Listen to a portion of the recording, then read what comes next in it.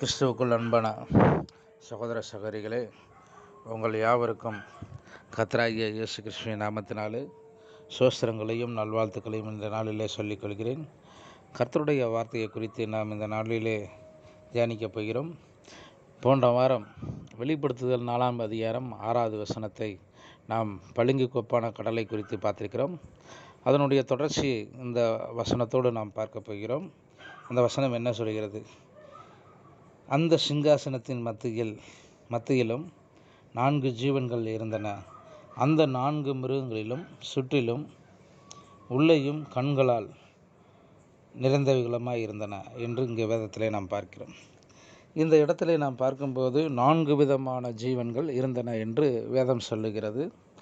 அந்த 4 விதமான மிருகங்களுக்கும் சுற்றிலும் உள்ளேயும் கண்களால் நிறைந்தவைகளுமாக அங்கே இருந்தது என்று இந்த யோவானானவன் அங்கே பார்க்கிறான். இப்பொழுது இதை குறித்து தான் நாம் இந்த நாளிலே தியானிக்கப் போகிறோம். கர்த்தர் தாமே இந்த வார்த்தையை ஆசீர்வதிப்பாராக.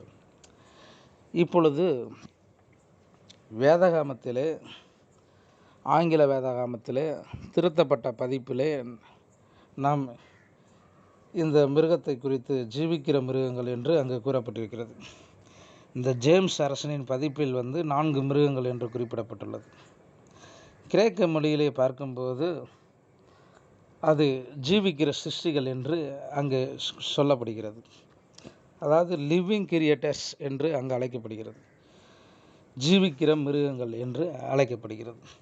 இந்த 4 என்ற சொல்லானது ஒரு விடுதலையை அங்கு குறிக்கிறது. 4 என்பது ஒரு பூமிக்குரிய எண்ணாக இருக்கிறது. உதாரணமாக தானியேல் புத்தகத்தில் அந்த எபிரேய பிள்ளைகள் அந்த நெருப்புக்குள்ளே சென்று வரும்போது அந்த 3 பிள்ளைகளுக்கு மத்தியிலே 4வது நபராக கர்த்தரானவர் அங்கே அவர்களை விடுதலை செய்யும் காரியத்தை அங்கே நாம் பார்க்கிறோம். அதே போல் இந்த லாசருவானவன் மரித்து 3 நாள் அடக்கம் செய்யப்பட்ட நிலையிலே 4வது நாளாக கர்த்தர் அவனை உயிரோடு விடுதலை செய்தார் என்று நாம் அங்கே பார்க்கிறோம். ஏனென்றால் இந்த 4 என்பது ஒரு விடுதலை எண்ணாகும் என்று வேதத்திலே அங்கே சொல்லப்பட்டிருக்கிறது. இந்த வசனமானது இந்த மிருகங்களை இங்கே விவரித்து கூறுகிறது. இந்த மிருகங்கள் எதற்கு எடுத்துக்காட்டாக இருக்கிறது என்று நாம் இந்த ஆங்கில வேதாகமம் திருத்திய பதிப்பிலே நாம் அங்கே பார்க்கும்போது டாக்டர் ஸ்கோபிட் என்பவர் தன்னுடைய மொழிபெயர்த்த வேதாகமத்திலே அதை இங்கே சொல்லுகிறார். ஜீவனுள்ள சிருஷ்டிகள் என்று அங்கே அழைக்கிறார். இந்த ஜீவனுள்ள சிருஷ்டிகள் கிரேக்க பதத்திலே சொல்லப்போனால் ஜூன் என்று அங்கே சொல்லப்படுகிறது. இந்த ஜூன் என்றால் சிருஷ்டிகள் என்று பொருள். இந்த வேதாகமத்திலே நாம் வெளிப்படுத்தின விசேஷம் 11ஆம் அதிகாரம், 13ஆம் அதிகாரம், 17ஆம் அதிகாரம், இந்த 3 அதிகாரங்களிலே நாம் படிக்கும்போது இங்கே மிருகங்கள் என்று குறிப்பிடப்பட்டிருக்கிறது. இந்த அதிகாரங்களில் மிருகங்கள் கிரேக்க மொழியில் தேரியான் என்று குறிக்கப்பட்டுள்ளது. இந்த கிரேக்க பதமான தெரியான் என்பது அதற்கான பொருள் என்னவென்றால் மனிதரால் வளர்க்க முடியாத ஒரு காட்டு விலங்கு என்று அங்கு சொல்லுகிறது. இந்த கிரேக்க வார்த்தைக்கு வளர்க்கப்படாத ஒரு காட்டு மிருகம் என்று அங்கே தேரியான் என்ற பொருளுக்கு நாம் விளக்கம் காண்கிறோம். ஆனால் இந்த ஜூன் என்ற பொருளுக்கு விளக்கம் அங்கே கிரேக்க மொழியில் என்ன சொல்கிறது என்றால் ஒரு சிருஷ்டி, கிரியேஷன் என்று நாம் பார்க்கிறோம்.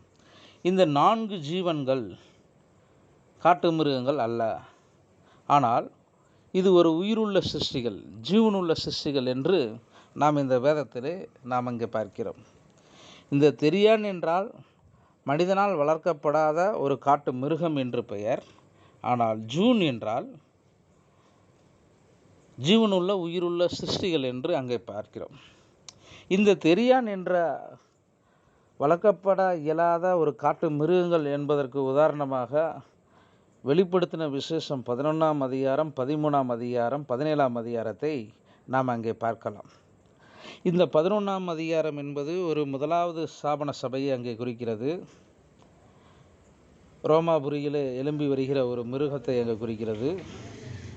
13ஆம் அதிகாரத்திலே நாம் பார்க்கும்போது அமெரிக்க ஐக்கிய நாடுகளாகிய ஒரு மிருகம் அங்கே அதிகார வல்லமையை அங்கே குறிக்கிறது.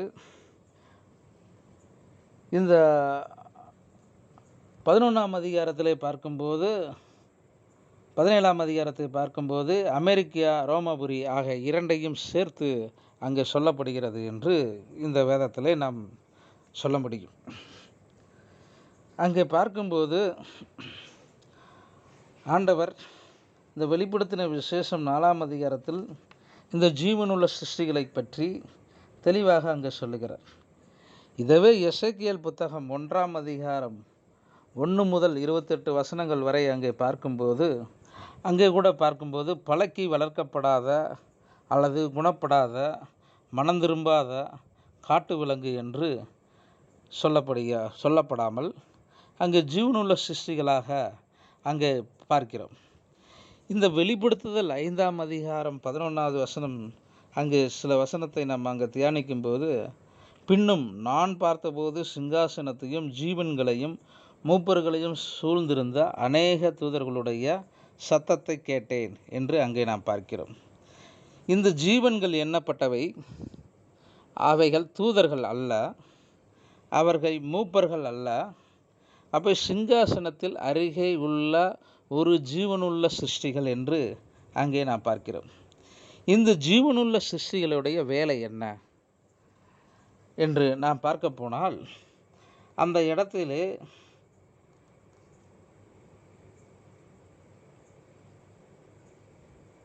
ஐந்தாவது வசனம் வெளிப்படுத்தல் 5ஆம் அதிகாரம் 11ஆம் வசனத்தை அங்கே பார்க்கும்போது இங்கே ஒரு வெவ்வேறு வகையான காரியங்கள் அங்கே பார்க்கிறோம். இந்த சிங்காசனத்திலே முதல் சிங்காசனத்திலே இந்த 4 ஜீவன்கள் அங்கே இருக்கிறது.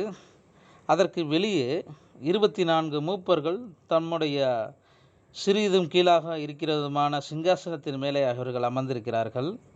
இதனை எல்லாம் சுற்றி ஒரு பெரிய சேனையாகிய தூதர்கள் கூட்டம் சிங்காசனத்தை சூழ்ந்து அங்கே இருக்கிறார்கள். ஒவ்வொருவரும் வெவ்வேறு வகைப்பட்டவர்களாக அங்கே காணப்படுகிறார்கள். அங்கே தூதர்கள் இருக்கிறார்கள், மூப்பர்கள் இருக்கிறார்கள், இப்பொழுது ஜீவன்களும் அங்கே இருக்கின்றன என்று இந்த வெளிப்படுத்துதல் 5ஆம் அதிகாரம் 11ஆம் வசனத்திலே நாம் இப்படியாக இங்கே பார்க்கிறோம். இந்த தேவனுடைய சிங்காசனத்தை காக்கும் தேவனுடைய காவலர்களாக இந்த 4 ஜீவன்கள் இருக்கிறார்கள் என்று நாம் சொல்ல முடியும். ஏனென்றால் கிருபாசனத்திலே அங்கே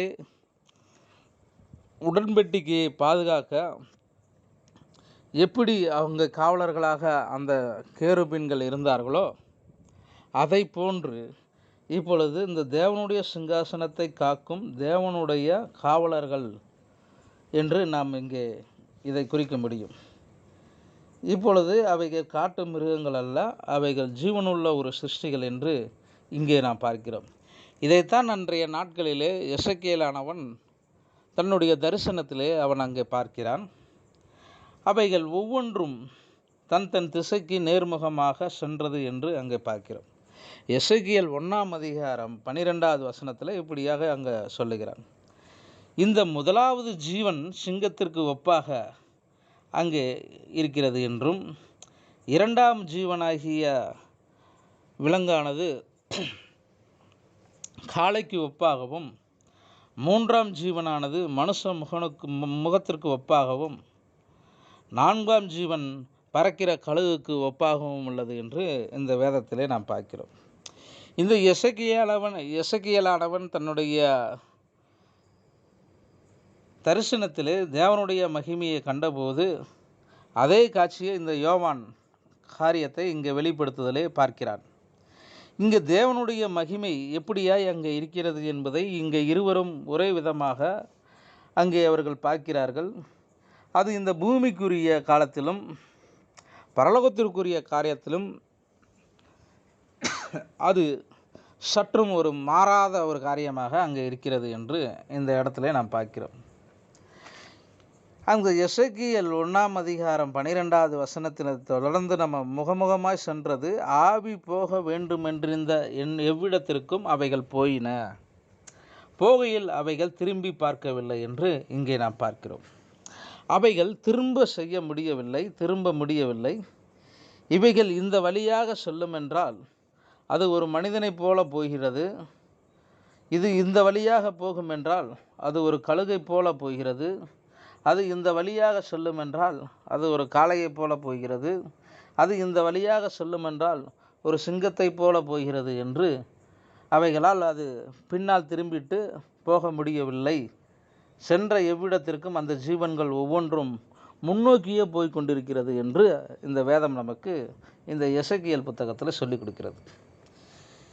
இந்த வேதத்தில் இந்த ஒரு மிருகம் எதை குறிக்கிறது என்றால், மிருகம் என்பது ஒரு வல்லமையை குறிக்கிறது. இந்த ஜீவனுடைய சாயல் எப்படி இருக்கிறது என்றால், அவைகள் எரிகிற அக்கினி தழலின் தோற்ற நிவர்த்திகளின் தோற்றமாக இருக்கிறது. அந்த அக்கினி ஜீவனுக்குள்ளே உலாவி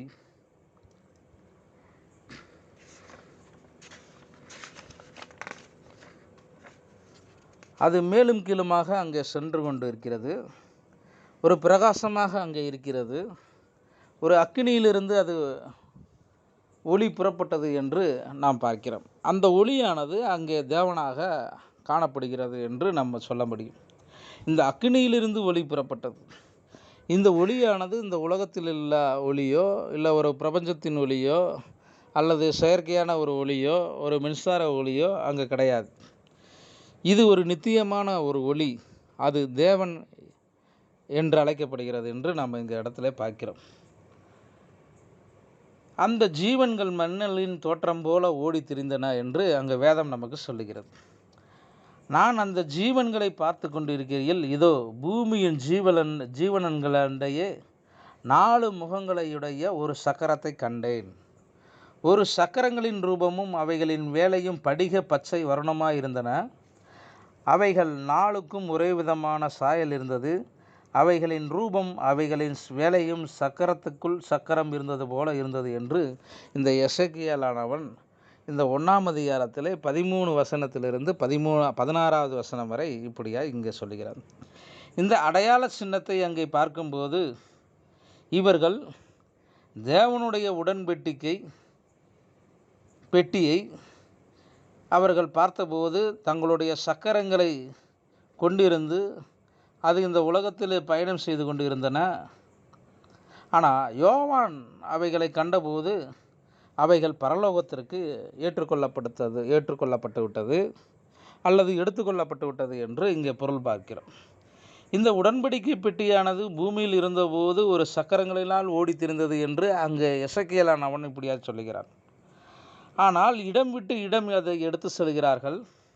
அது பயணம் செய்து கொண்டு இருந்தது. அதை வனாந்தரத்தின் மூலமாகவும் அதன் வழியாகவும் ஆலயத்திற்கு போகிற வரைக்கும் வழிநடுக அதை அந்த இஸ்ரேல் ஜனங்கள் அதை எடுத்து சென்றார்கள் என்று நாம் இங்கே பார்க்கிறோம். இப்பொழுது இந்த உடன்படிக்கை பெட்டியானது உன்னதத்திற்கு ஏற்றுக்கொள்ளப்பட்டு விட்டது. ஏனென்றால் சபை காலமானது இங்கே முடிவு செய்யப்பட்டு அது ஒரு மகிமையிலே ஏறெடுத்துக்கொள்ள முடிவடைந்து விட்டது என்று நாம் அங்கே பார்க்கிறோம். இப்பொழுது ஒரு பரலோகத்தில் ஒரு ஸ்தலமாக அங்கே இந்த 4 ஜீவன்கள் அந்த கிருபாசன உடன்படிக்கையின் காவலர்களாக தேவனுடைய பரிசுத்த ஸ்தலத்திலே அங்கே காணப்படுகிறார்கள் என்று நாம் இங்கே பார்க்கிறோம். இந்த தேவனுடைய உடன்படிக்கை அல்லது கிருபாசனத்தின் காவலர்கள் என்பதை முதலாவதாக இந்த 4 ஜீவன்களை குறித்து நாம் நினைவில் வைத்துக்கொள்ள வேண்டும். இப்பொழுது எசேக்கியேல் அதே காரியத்தை அங்கே பார்க்கிறான்.